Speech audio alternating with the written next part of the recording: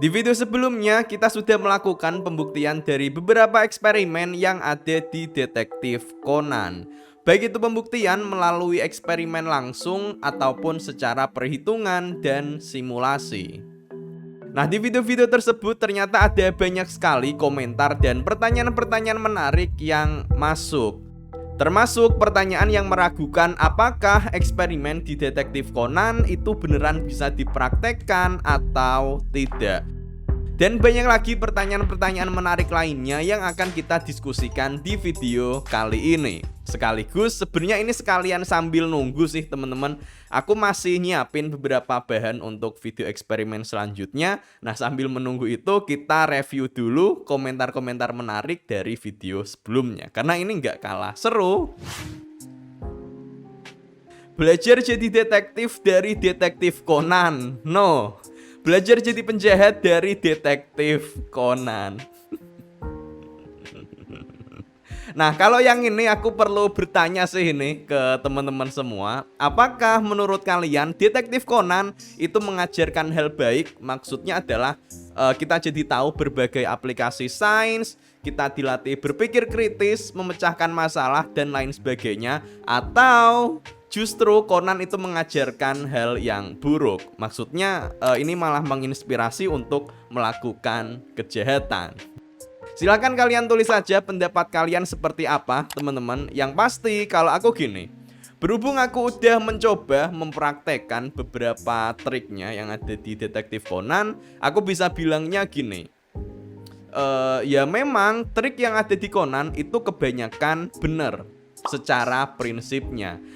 Tapi untuk dipraktekkan di dunia nyata ini udah jadi hal yang benar-benar berbeda. Karena prakteknya itu nggak segampang yang ada di manga atau animenya. Sebagai contoh kecil aja, eksperimen yang tentang lilin di mana si penjahat menggunakan mekanisme gerakan lilin yang bolak-balik biar targetnya terlihat kayak sedang squat, terlihat masih hidup. Nah, aku udah mencoba membuktikannya kan, dan ya berhasil. Tapi yang mungkin gak kelihatan dari video itu adalah untuk ngesetting eksperimen seperti itu tadi, itu seenggaknya aku perlu waktu sekitar 1 jam biar alatnya bekerja dengan baik, memastikan lilinnya pas, bisa gerak dengan baik. Itu pun beberapa kali gagal, jatuh, harus aku bikin ulang dan seterusnya. Lah, kalau misalkan bikin alatnya aja sejam, gimana si penjahat nanti bisa memasang itu tanpa ketahuan orang-orang lain yang ada di sekitar tenda itu kan? Jadi maksudku gini, susah untuk mempraktekkan itu di dunia nyata. Walaupun secara prinsipnya emang beneran bisa kan? Seperti yang kita lakukan di video kemarin, itu jelas bener-bener bisa. Dan kayaknya sepengamatanku kebanyakan trik yang ada di Conan itu seperti itu sifatnya.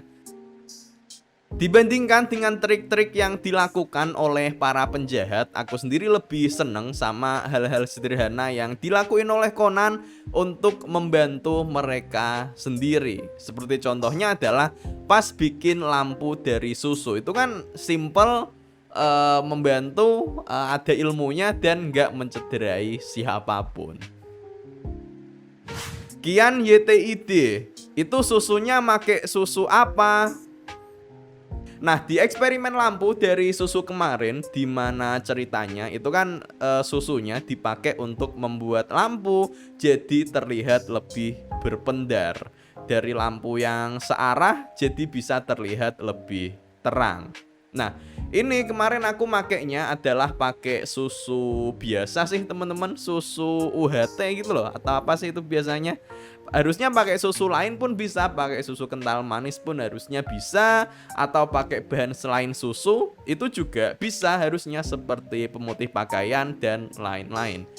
Dulu aku pernah lihat juga sih di internet ada yang bikin semacam lampu penerang rumah di siang hari yang itu bahannya pakai pemutih, dan itu prinsipnya sama aja kayak yang kita lakukan di video tersebut. Bang, itu susu apa? Gue beli susu Ultramilk full cream, nggak seterang itu. Nah, untuk mendapatkan efek terangnya ini kita harus menggunakan takaran yang sesuai ya teman-teman. Maksudnya gini, terutama jangan sampai susunya ini terlalu banyak. Kenapa? Karena kalau susunya terlalu banyak ya cahayanya jadi nggak bisa menyebar, justru dia kayak tertahan di dalam air susu itu nantinya. Makanya di videoku yang sebelumnya kemarin itu jumlah susunya bener-bener dikit banget teman-teman kalau kalian perhatiin dengan seksama. Dan kayaknya pun di situ aku menjelaskan tak masukin nggak ya jadinya. Tapi di situ kemarin itu pun jadinya aku kurangin lagi susunya, aku buang air susunya itu tak tambahin air biasa lagi. Jadi takarannya bener-bener sangat sedikit. Yang dari situ nantinya sifat pendaran dari lampu ini bisa benar-benar maksimal. Kalau itu cuman sekedar air biasa nggak bakal bisa berpendar. Kalau misalkan susunya kebanyakan juga nggak bisa berpendar karena cahayanya jadi tertahan. Harus yang takaran sesuai. Tinggal dikira-kira aja, aku juga nggak bisa mastiin patokannya itu seperti apa. Begitu teman-teman. Aneh udah cari banyak video tentang non-Newtonian fluid di YouTube. Khusus yang satu ini rasanya agak kurang realistis karena bentuk dan cairannya jelas berbeda dengan air biasa. Cairannya kental dan warnanya putih kayak susu, jadi sangat-sangat nggak bisa disebut dengan air. Di Conan masalahnya kolam yang udah diubah jadi non-Newtonian fluid ini masih bisa dipakai oleh orang lain tanpa sadar bentuknya berubah. Itu rasanya nggak masuk akal. Oke, nah ini konteksnya adalah pada kasus di mana si penjahat memanfaatkan bubuk kuzu di pemandian air panas sehingga memungkinkan dia untuk bisa bergerak di atas air. Yang kemarin ini juga udah kita buktikan kalau di fisika ini istilahnya adalah non-Newtonian fluid, dimana kalau kita bergerak dengan cepat cairannya itu sifatnya memadat. Sementara kalau pelan-pelan dia akan seperti benda cair biasanya. Kita buktikan dari skala kecilnya pun ini juga udah berhasil kan. Nah cuman balik lagi pembahasan kita di awal ya. Sebenarnya secara prinsip ini emang bisa bekerja. Kalaupun dibuat segede itu pun yang ada di Conan harusnya pun juga tetap bisa bekerja. Tapi yang jadi problem ini juga bener banget. Biar airnya bisa berubah sifat pasti perlu banyak bubuk kuzunya. Airnya pun bakal berubah warna, yang artinya mungkin bakal ketahuan dari awal kalau polisinya itu jeli atau orang-orang yang di situ jeli. Ini pun kalau kita lihat This requires a 13-ton cement mixer, 9 tons of oobleck, nih ini contohnya and a 25-foot long pool. Yang bikin non-Newtonian fluid dalam skala besar sekolah ini.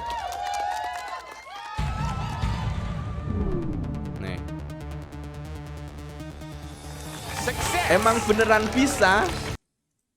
The liquid to thicken enough to support the runner, but the substance will not stay solid for long. Nah, ini emang beneran bisa kan, teman-teman? Cuman ya seperti terlihat di sini, ini warna cairannya ini udah bukan kayak air lagi. Ini juga warnanya udah berubah, teksturnya juga pasti kelihatan. Cuman nggak tahu juga sih, apakah kalau pas malam hari dan di tempat bersalju mungkin nggak terlalu kelihatan atau gimana. Cuman yang pasti memang bener banget, dan aku juga ada setujunya juga sama komentar tersebut. Ya harusnya pasti ketahuan dong. Nah ini juga jadi catatan teman-teman. Makanya untuk yang sempat berpikir untuk menggunakan trik di Detektif Conan ini untuk berbuat kejahatan, silahkan dipikir-pikir lagi teman-teman. Karena nggak semudah itu juga nyatanya. Dwiki Darmawan, apakah bola yang diisi madu bisa pakai kecap? Ini adalah pertanyaan untuk eksperimen bola berisi madu yang ketika digelindingkan dia turun dengan sangat perlahan. Apakah bisa pakai kecap? Ya, tentu aja bisa. Sebenarnya di sini intinya adalah semua bahan yang kental itu bisa dipakai di eksperimen ini. Kebetulan aja pas di eksperimen itu aku pakainya madu karena Conan pakainya madu, ya makanya aku samain kan. Tapi ini bisa pakai bahan lain seperti misalnya kecap, sirup, oli motor atau bahan-bahan lainnya, itu semuanya bisa teman-teman. Yang membedakan adalah tingkat kekentalan mereka atau nilai viskositas kalau di fisika. Yang ini nanti akan berefek ke seberapa lambat dia menahan gerakan bola.